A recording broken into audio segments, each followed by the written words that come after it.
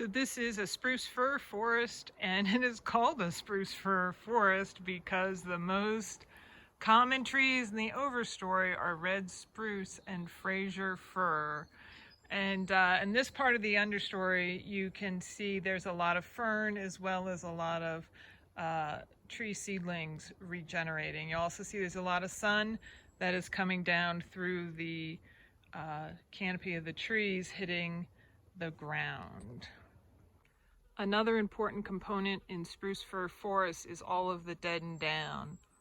The extreme climate, like all of the storms, ice storms in the winter, etc., cause these trees to knock over. Here you can see a stump and a canopy gap right there. And so it is pretty common in these forests for there to be a lot of dead and down. Decomposition goes slowly here compared to deciduous forests at lower elevation because it is cold for such a long time in the winter. This spruce fir forest is in a place where it is really quite damp and with a lot of fog, and so here we are looking at the forest floor here. You can see a lot of bryophytes, and you can see both spruce and fir seedlings germinating.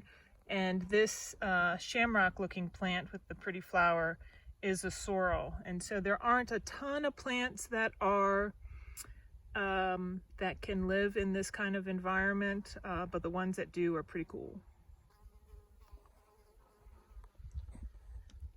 In places the trees can be really pretty dense, but you'll also see there's not a lot of diversity, vertical diversity here. You get all these just straight stick style trunks growing.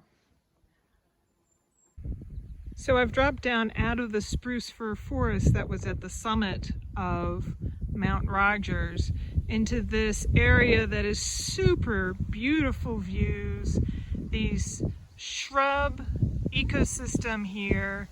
And the shrub ecosystem was not always here. It used to be beautiful, mature spruce fir forest like we were just in.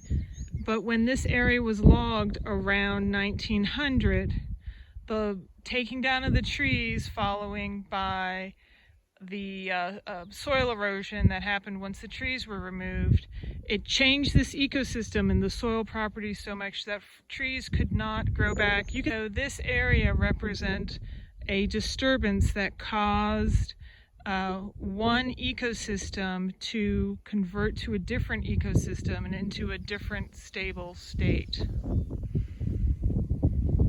Here's another area where that spruce fir forest has gotten converted into this shrubby ecosystem. Here's an area, that shrubby ecosystem, where you can see finally, after well over 100 years, spruce and fir are starting to come back in.